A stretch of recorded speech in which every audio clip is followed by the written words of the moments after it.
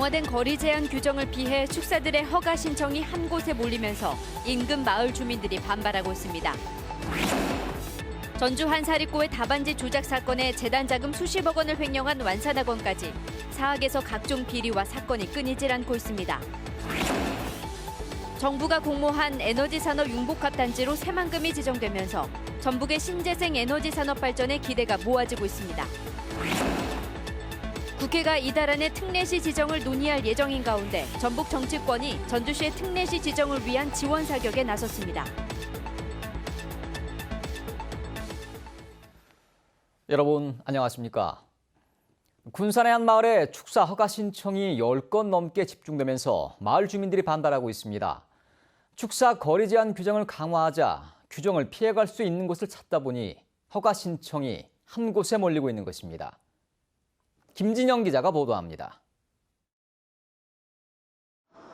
군산 서수면의 한 농경지입니다. 한 달 전부터 이곳에 소를 키우는 축사를 짓겠다며 무려 13건의 신청이 들어왔습니다. 농경지를 가운데에 둔 인근 마을 주민들이 강하게 반발하고 있습니다. 축산 분뇨로 인한 심한 악취와 토양 오염을 피할 수 없다는 겁니다. 아무리 잘 관리를 해도 그 축사에서 나오는 그 오폐수 그런 부분들이 농지를 오염시키고 결국은 뭐냐면 지하수까지. 군산시의 조례에 따르면 소의 경우 마을로부터 500m 이상 떨어져 있으면 축사가 들어설 수 있습니다. 축사 허가를 신청한 지역은 이 규정을 충족하고 있습니다. 거리 제한 규정을 피할 수 있는 입지 조건이다 보니 추가 축사 신청으로 집단화를 피할 수 없다는 지적도 나옵니다. 허가를 맡은 사람이 있어요. 그러니까 그 사람을 보고 빌미로 여기 허가 나는데 왜 나도 허가 내줘. 그러면은 행정에서는 안 내줄 수가 없다. 그 얘기인데. 군산시 도시계획위원회도 이 점을 우려해 허가에 신중한 입장입니다. 가축분들 배출지로 인허가는 지금 현재는 나가 있는 상황이고요. 도시계획 심의에서 이제 너무 많이 들어오다 보니까 이게 지금 거기서 한번 지금 반려가 된 상황으로 알고 있어요.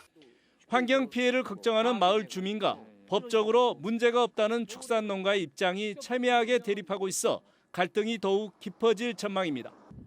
JTB 뉴스 김진영입니다. 전북교육청이 전주의 한 사립고등학교에서 발생한 답안지 조작 사건에 대해서 검찰에 수사를 의뢰했습니다. 학교 자금을 빼돌린 혐의로 기소된 완산학원 이사장은 1심 재판에서 징역 7년을 받았습니다. 사립학교에서 각종 비리와 사건이 끊이질 않고 있습니다. 정원익 기자가 보도합니다. 이 사립고등학교에서는 한 교직원이 전 교무부장 아들의 2학기 중간고사 시험 답안지를 조작했다가 들통났습니다. 전북교육청 감사에서 이 교직원은 성적 조작에 처음 개입했다고 주장했고 전 교무부장은 관련성을 부인한 것으로 알려졌습니다. 결국 전북교육청은 교직원을 검찰에 고발하고 전 교무부장과 아들에 대해 수사를 의뢰했습니다. 또 1학기 모의고사 평가에서도 조작이 의심되는 정황이 나와 함께 수사를 의뢰했다고 밝혔습니다. 무엇보다 교직원과 전 교무부장의 연관성, 추가 성적 조작 여부, 그리고 채점 당시 CCTV 화면이 찍히지 않은 경위 등에 대해 수사가 이루어질 전망입니다. 전화 통화라든지 또 문서를 볼 수 있는 상황들이 아니잖아요. 사적 문서들을. 그래서 그런 부분들이 아마 수사 결과에 따라서 나오게 된다면 그 후에 이제 저희들이 보강해야 될 감사될 사항이 있을 겁니다. 학교와 사학재단 자금 수십억 원을 빼돌린 혐의로 기소된 완산학원 설립자는 1심에서 징역 7년의 중형을 선고받았습니다. 재판부는 막대한 금액을 횡령하고도 교원들에게 책임을 전가하고 피해 회복이 거의 되지 않아 엄벌이 불가피하다고 밝혔습니다. 같은 혐의로 기소된 사무국장은 설립자 지시를 따를 수밖에 없었고 수사에 많은 도움을 줬다며 징역 3년에 집행유예 5년을 선고했습니다. 남원에서는 한 사립고등학교가 교육청 감사를 거부했다가 법원에서 과태료 100만 원 처분을 받기도 했습니다. 답안지 조작에 자금 횡령, 감사 거부까지 각종 비리와 불미스러운 사건이 잇따라 터지면서 사학에 대한 불신이 깊어지고 있습니다. JTB 뉴스 정원익입니다. 정부가 공모한 에너지 산업 융복합 단지로 새만금이 지정됐습니다. 신재생 에너지 연구 개발과 인력 양성, 관련 기업에 대한 국가 차원의 지원이 가능해져 전북의 신재생 에너지 산업 발전에 도움이 될 것으로 보입니다. 하원우 기자의 보도입니다. 문재인 대통령은 지난해 새만금을 찾아 새만금을 재생에너지의 중심지로 만들겠다고 약속했습니다.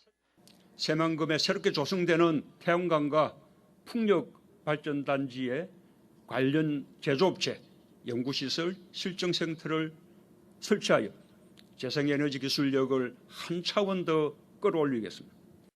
하지만 인프라 구축을 위한 제도적 기반이 없다 보니 발전소만 짓고 마는 게 아니냐는 비판이 쏟아졌습니다. 새만금이 에너지 산업 융복합 단지로 지정돼 국가적인 지원 체계가 마련됐습니다.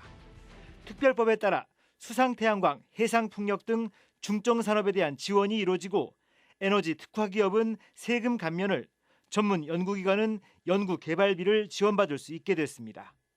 에너지 산업 융복합 단지를 중심으로 기업을 유치하고 전문 연구 기관들을 유치하고 인력 양성 기관을 집적화함으로써 명실 공히 재생에너지 클러스터가 완성이 되고 한화와 LG, 두산 같은 대기업들이 관심을 보이고 있어 관련 기업의 동반 입주가 기대됩니다. 에너지 특화 기업 100곳이 들어오면 도내에 연간 7,800억 원의 생산 유발 효과와 1,900여 개의 일자리가 생길 것으로 전라북도는 기대하고 있습니다. 새만금을 신재생에너지의 중심지로 만들겠다던 문재인 대통령의 약속이 첫 단추를 꿰는 만큼 이제 가시적인 성과를 만들어낼 때입니다. JTB 뉴스 하원호입니다. 생활고로 인해 폐지를 줍는 노인들을 지원하기 위한 조례가 제정됩니다. 전라북도 의회 송지용 의원이 발의한 전라북도 재활용품 수집인 지원 조례안은 폐지를 줍는 65세 이상 노인과 장애인에게 야간 식별이 가능한 조끼나 반사경을 지급하고 손술의 수선을 지원하는 내용 등을 담고 있습니다. 송 의원은 도내에서 폐지를 줍는 노인은 모두 720여 명으로 파악되고 있다며 이들에 대한 지역사회 관심이 더 큰 지원 방안으로 확대되기를 기대한다고 밝혔습니다. 순창 인계와 쌍치를 잇는 국도 21호선의 선형 개선 사업이 올해 말부터 본격적으로 시작됩니다. 익산지방국도관리청은 올해 말에 인계 쌍치 국도 개선 사업의 실시 설계를 시작하고 2021년에 착공할 계획이라고 밝혔습니다. 쌍치 인계 국도 개선 사업은 지난 1월 정부의 예비 타당성 조사 면제 대상으로 선정되면서 추진할 수 있게 됐으며 예상 사업비는 1,687억 원입니다. 전주시가 추진하는 특례시의 관련 법안을 국회가 이달 중에 논의한다는 소식 어제 이 시간에 전해드렸습니다. 전북 정치권이 전주시의 특례시 지정을 위해 지원 사격에 나서기로 했습니다. 송창용 기자가 보도합니다. 내년도 정부 예산안을 심의하기 위한 자리. 바른미래당 정운천 의원은 광역시와 비광역시 사이에 예산 차별이 크다는 점을 강조하며 특례시 얘기를 꺼냈습니다. 1986년에 광주시가 광역시로 승격될 때 전주시보다 예산이 2배 많았지만 2017년에는 4배로 확대됐습니다. 1997년에 광역시로 승격한 울산시 역시 전주시와의 예산 차이가 4배 가까이로 늘었습니다. 때문에 전주와 청주 등 도청 소재지에 대한 특례시 지정이 필요하다는 겁니다. 도청 소재지가 있는 청주하고 그다음에 전주하고 이 두 군데하고 이번에 광역시는 못 될 망정 인구 100만 명 이상 지방 대도시를 특례시로 지정하겠다는 법안을 국회에 제출한 정부는 원론적인 입장을 밝혔습니다. 특례시 지정과 관련해 국회의원들이 제출한 다른 법안들을 함께 검토하겠다고 설명했습니다. 법안이 지금 4건이 제출되어 있습니다. 그래서 소위에서 논의할 때 같이 검토하도록 하겠습니다. 다른 전북 국회의원들도 특례시 지정에 관해 질의할 예정이었지만 여야 갈등 속에 국회 예결위가 파행돼 불발됐습니다. 국회 행정안전위원회는 오는 21일쯤부터 특례시 지정 법안에 대해 본격적으로 논의할 예정입니다. JTB 뉴스 송창용입니다. 국회 김광수 의원은 예결위 전체 회의에서 내년도 예산에 전라천년 문화권 사업 예산을 반영할 것을 촉구했습니다. 김광수 의원은 정부 예산안에 전북 중심의 전라천년 문화권 사업은 빠지고 문체부가 신청도 하지 않은 전남과 경남의 남부권 관광 개발은 7억 원이 반영돼 정권 실세를 위한 예산 편성이라는 비판이 나오고 있다고 지적했습니다. 김광수 의원은 전북은 서해안과 지리산권 관광 개발 계획이 차례로 종료돼 후속 사업이 시급한 만큼 지역 특화 관광에 부합하는 전라천년 문화권이 반드시 반영돼야 한다고 강조했습니다. 군산시가 새만금의 수산식품 수출 가공 클러스터를 추진합니다. 군산시는 오는 2025년까지 2,500억 원을 투입해 김과 멸치 등 서해에서 생산된 수산물을 가공하는 50여 개의 가공 공장과 냉동 냉장 시설 등을 갖출 예정입니다. 클러스터가 가동에 들어가면 1,100개의 일자리와 연간 3,500억 원의 부가가치가 창출될 것으로 기대되고 있습니다. 남원 운봉고원에서 호남 최대의 가약의 고분이 확인됐습니다.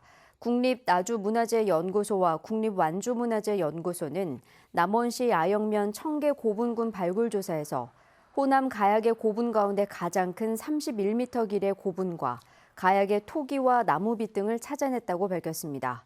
두 연구소는 청계 고분군을 인근 월산리 고분군과 묶어 국가지정 문화재로 보존하는 방안을 검토하기로 했습니다. 산업재해 예방을 위한 결의대회와 안전보건 골든벨 행사가 도내 건설 제조 서비스 업종 종사자 등 400여 명이 참석한 가운데 전주에서 열렸습니다. 안전보건공단 전북지역본부가 마련한 이번 행사에서 참석자들은 사업장 안전관리를 통해 오는 2022년까지 사고성 사망재해를 절반으로 줄이자고 다짐했습니다. 오늘 오전 10시 40분쯤 전주시 용정동 호남 고속도로 상행선 전주 나들목 부근에서 1톤 트럭과 승용차 등 차량 넉 대가 잇따라 부딪혔습니다.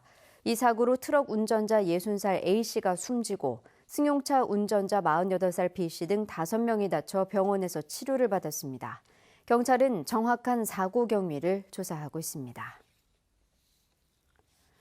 내일은 구름 많다가 오후부터 차차 맑아지겠습니다. 아침 최저기온은 전주 9도, 무주와 진안 4도가 예상되고 낮 기온은 대부분 17도 안팎을 보이며 일교차가 크게 나겠습니다. 미세먼지 농도는 보통 수준을 유지하겠습니다. 내일 저녁 무렵에는 북서쪽에서 찬 공기가 유입되면서 기온이 크게 떨어질 것으로 보입니다. 절기상 입동인 모레 아침에는 전주 2도, 진안과 장수는 영하 2도까지 떨어지면서 올 가을 들어 가장 춥겠습니다. 다음 주 월요일에는 비 소식이 있습니다.